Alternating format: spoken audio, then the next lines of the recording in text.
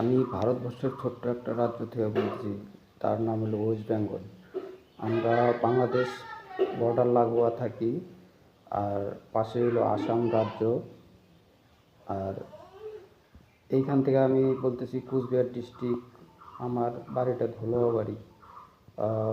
আমি বাংলাদেশের কিছু ভিডিও দেখলাম যে ওখানে বাংলাদেশ বলতেছে ইন্ডিয়ান প্রোডাক্ট বাতিল করবে। সে ভালো কথা, আপনারা ইন্ডিয়ান প্রোডাক্ট বাতিল করলে আপনারা ঠিকভাবে দেশটাকে চালাইতে পারবেন তো? যারা এই কীর্তিকলাপগুলো করতেছেন, জামাত ইসলামের ভাই ও বিএনপির ভাইরা, তারা তো দেখি সদাই ইন্ডিয়াতে এসে ট্রিটমেন্ট করতেছেন। তো ইন্ডিয়াতে আপনাদের আসার কি দরকার? অন্য অন্য দেশে যান। আপনারা তো চীনের দালালি করেন, চীনে যান। পাকিস্তানের দালালি করেন, পাকিস্তানে যান।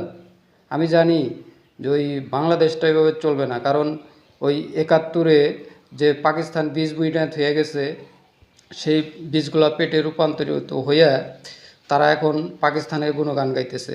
দেখেন পাকিস্তানের কি অবস্থা। চীনের দালালি করবেন তো? যে দেশে চীন ঢুকছে সেই দেশটাই ভিখারি হয়ে গেছে।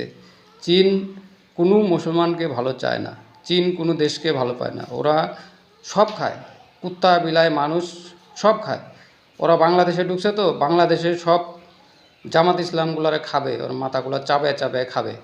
খাওয়ার পরে শান্তি হবে। দেশটাকে যে তুই ভিখারি না করবে, পাকিস্তানকে ভিখারি করছে, বাংলাদেশটাকেও ভিখারি করবে। তাই জামাত ইসলামের ভাইদের বলতে চাই যে আপনারা ইন্ডিয়াতে কেন আসেন ট্রিটমেন্টের জন্য? আপনাদের সব ইন্ডিয়ার বিরুদ্ধে কথা বলেন, আপনারা ইন্ডিয়া আসবেন না। আপনারা চীনে যান, পাকিস্তানে যান ট্রিটমেন্টের জন্য। এদেশে ভুল করেও আসবেন না।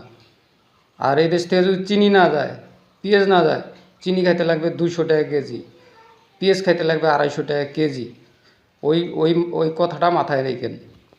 আমি দর্শকদের বলতে চাই, আমার ভিডিওটা বাংলাদেশে সবাই শেয়ার করুন, জানি পৌঁছিয়ে যায়, ও লাইক করুন ও সাবস্ক্রাইব করুন, জানি বাংলাদেশের জামাত ইসলাম ও বিএনপির ভাইদের কাছে পৌঁছে যায় কথাগুলা।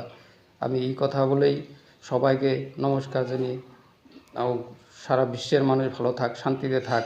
কেউ জানি চীনের মদতে, চীনের বুদ্ধিতে পা না দেয়। চীন যে দেশে ঢুকছে সেই দেশটাই ভিখারি হয়ে গেছে।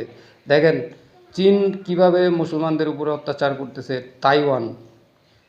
আর যে দেশে মুসলমানদের শাসন করতে গেছে চীন, সেই দেশটাকে শেষ করে দিচ্ছে।